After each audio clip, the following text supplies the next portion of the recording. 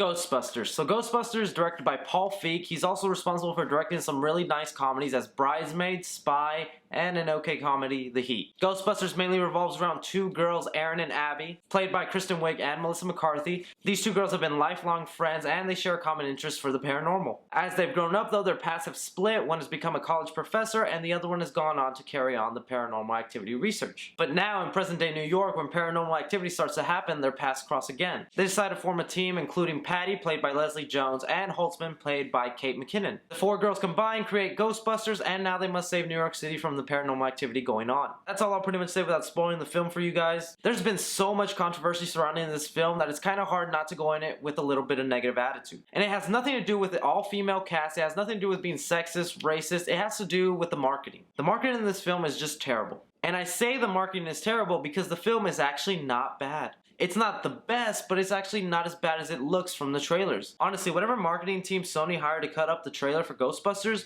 needs to never work again. Because honestly, that trailer shows all the corniest and cheesiest jokes inside the film. And it's funny because we bash films today for showing us the best parts in the trailer or the entire movie within the trailer. But when a trailer comes out and it actually holds back from the best material and we criticize it, you can't blame a studio for wanting you to show all the goods in one trailer. And unfortunately that is what happened with Ghostbusters because I came out pretty entertained with this film. I'll start off with some of the positives of the film. Some of the positives definitely stem from some of the cast members. Emphasis on some of them. The cast members that stood out to me that making the film very enjoyable were definitely Kate McKinnon's character and Leslie Jones's character.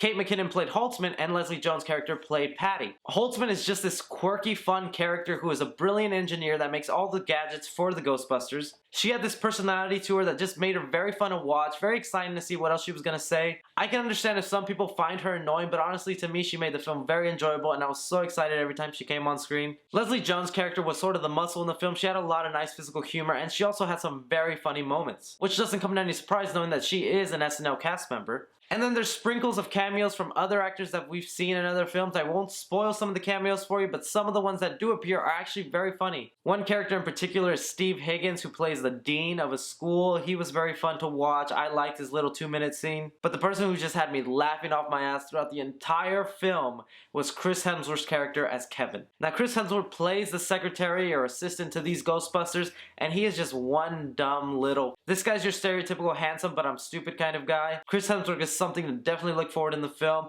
One thing I want to say though is this film was all male characters and that was a female character and it was played the exact same way. You know people would be in riots saying Ghostbusters is sexist, they made a female character stupid. But because it was a guy playing it, no one is gonna care, right?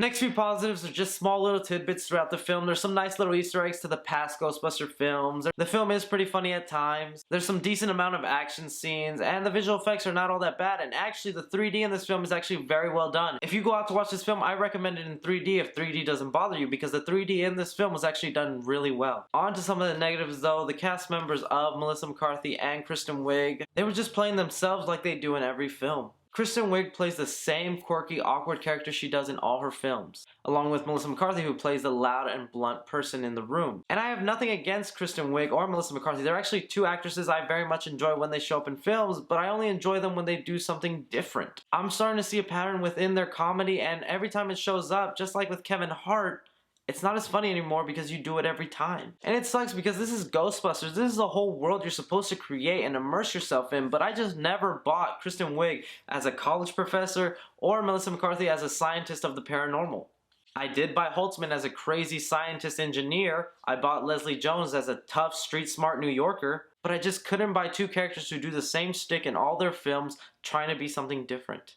Another negative is not all the jokes land. There's about a good amount of jokes per minute, and not all of them had me laughing, not even chuckling. A lot of the time jokes will happen and you act the same way as if you got a funny text from your friend where you just look at it, think in your mind, that's funny, but I'm not going to do any physical laughing. Another negative for me is the visual design of the ghosts themselves. Now there are some ghosts in this film that I won't spoil for you that have interesting designs and they're pulled off really well and they actually look pretty nice on screen. But all the blue and green ghosts that show up in this film just seem very generic and not Ghostbusters-like. It seems something that Disney would produce if they were trying to do a horror movie. Honestly, these ghosts would be better suited for a live-action Danny Phantom movie. Another negative is the last 30 to 20 minutes, the film just goes all whack and crazy. It just takes your suspension of disbelief and throws it out the window. I didn't feel anything was at stake. I didn't feel suspense. I didn't feel emotionally connected to these characters yet. It really feels like Ghostbusters put all they had into one film, because the way it ends and the way the film goes in the third act, where do you go from here if you make a sequel? Because, and this isn't a spoiler, you see it in the trailer, about hundreds and hundreds of ghosts get loose in New York City.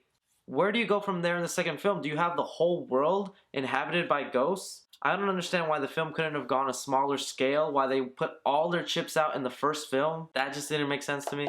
Honestly though, it's just so easy to pick at this film. There's so many things about it that you could just pick and point and say, this is bad, this is crap, why am I watching this? But it looks like we're just trying to make this film bad, and honestly, it's not. It's the best it could be for what it's trying to be on reviving an old franchise. I do wish they would have shown it more respect and taken it more serious instead of more comedic, but I think it's trying to appeal to a new audience. You have to understand that Ghostbusters is over 30 years old, and a lot of the generation who went and saw it are much older now and are not that interested. Those of us who saw it maybe 20, 10 years later as kids, sure, we love it and are older now and want to see something serious. There's a whole generation of kids to be interested in this Ghostbusters film. I came out pleasantly surprised, and I'm interested to see what a sequel holds for the Ghostbusters franchise. But anyways guys, those are just my thoughts on Ghostbusters. If you go into the film with a negative thought, then you're not going to like this film. If you're going open-minded and accept the world they build, you will come out pleasantly surprised. You will not love this film, but it'll be enough to where you're like, okay, I could see a sequel for this. Let me know if there's anything you agree with me on, anything you disagree with me on. Please let me know down below. If you saw the film, let me know what you thought. What did you like? What did you hate?